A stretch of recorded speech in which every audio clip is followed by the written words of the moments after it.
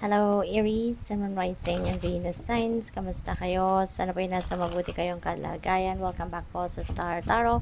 At kung bago kayo dito, welcome din po kayo. Please subscribe, like, share my videos, and leave me a comment po kung naka-resonate kayo. Thank you. So, yung reading na po ito is timeless and this is for the next 48 hours since na mapanood ninyo ang reading na ito. Thank you. So, yung first message ninyo is 9 of Wands. Ayan. So, parang nakatayo kayo, no? This represents you, nakatayo kayo dito, merong mga wands sa likod ninyo. So, parang fence, no? So, pwedeng meron kayo ritong gustong proteksyonan, meron kayo ritong gustong protektahan, may binabantayan kayo, yung ganun, no? So, probably na ito yung inyong sitwasyon sa ngayon na maaaring merong nang-i-intimidate sa inyo, baka merong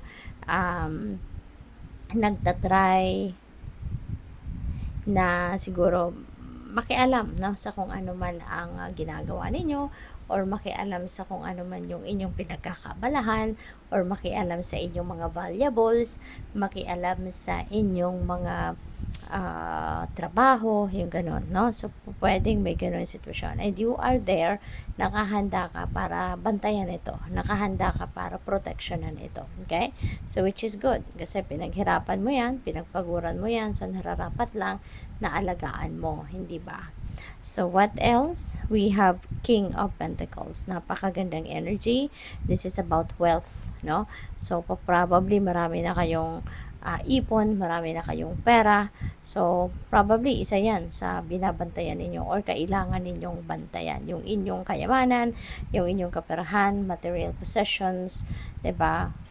Kaperahan ninyo, pwede rin na posisyon sa trabaho, 'di ba? Maaring 'yun ang kailangan din ninyong bantayan rito or protektahan or depensahan.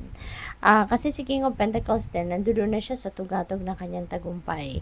He is a very successful sa kanyang money, career, and finances. Kaya po pwede na 'yun ang binabantayan niya, no? Po pwede na yung posisyon niya, baka merong nagcha-challenge sa inyo dito sa inyong posisyon sa trabaho, kaya kailangan ninyong bantayan ito, no, with the 9 of Wands.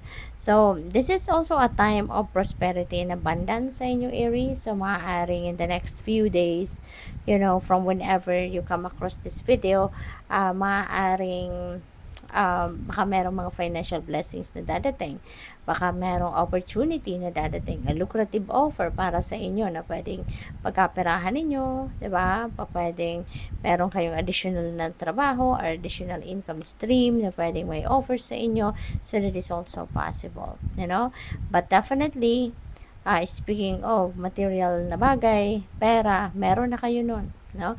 Maaaring nakapag-ipon na talaga kayo, maaaring nakapag-save na talaga kayo ngayon. Kaya masasabi nyo nang estable na kayo pagdating sa inyong kaperahang aspeto. 7 of Cups, speaking of opportunity na pwedeng dumating sa inyo, baka marami-rami ito, no? With the 7 of Cups, maraming options siguro ang nandiyan sa inyong harapan at yun ang kailangan ninyong pagpilian, no? Yun ang kailangan ninyong pag-isipan kung alin doon, no, yung kukunin ninyo, alin doon yung swak, no, sa inyong criteria, kumbaga. Kaya good luck po sa inyo. So, tignan natin kung ano pa mga mensahe para sa iyo. And before that, maraming salamat muna for subscribing, and sa mga hindi pa po nakakapag-subscribe, subscribe na po kayo.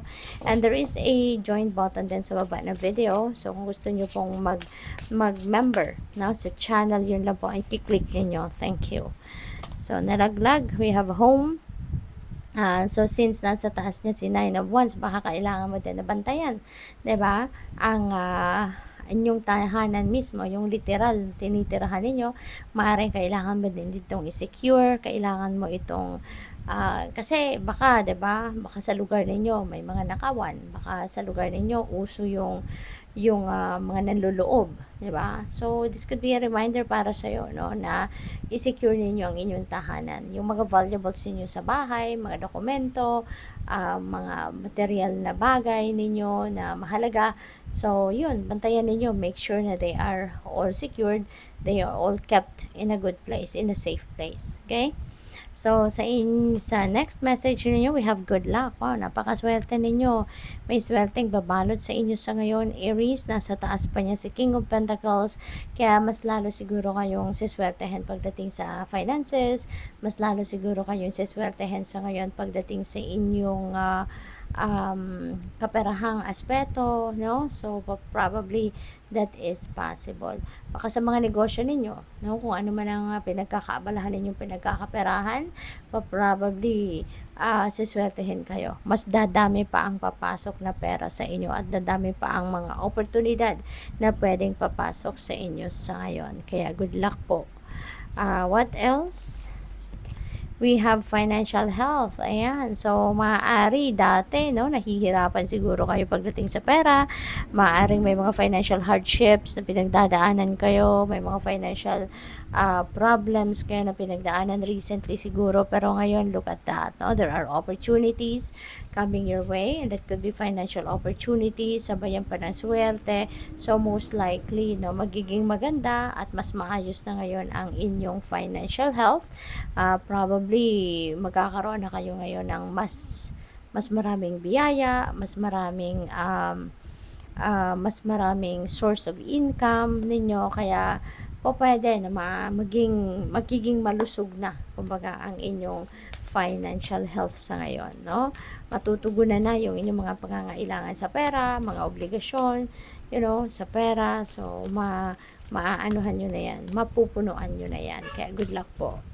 So, what else? For Aries, we have higher power. Sa lahat ng ito, mga kaganapan sa buhay ninyo, Aries, you are being divinely guided. Kaya mahalaga rito na lagi kayong mag-tune in sa iyong intuition. Lagi ninyong papansinin yung mga subtleties na pumapasok, kasi yung guidance din ng universe, it could come in various ways, no?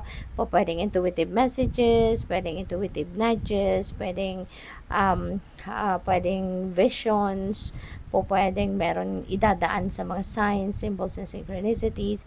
So, pay attention kayo dyan, because pwede na dyan idadaan ng universe sa ngayon ang mga gabay na ito. Okay? So, we have new life. Ayan. So, magbabagong buhay na kayo. Meron kayong bagong chapter, no, sa buhay ninyo na sisimulan ninyong gawan sa ngayon. Pwede na that is related to money, career, and finances. Pwedeng may bagong trabaho kayong sisimulan, bagong negosyo, or bagong career path. Pwede rin naman na ang magsisimula dito ay mababago na ang buhay ninyo kasi siswertehin na kayo. Maybe there is a shift, no, in your luck. Kung dati minamalas kayo, kung dati may bad luck siguro, so ngayon things are going to shift and it's going to be good luck, no? Siswertehin na kayo sa ngayon. What else? Final message ninyo, we have a leg up. Ayan. So, maganda to, no, na merong supportive energy sa paligid ninyo.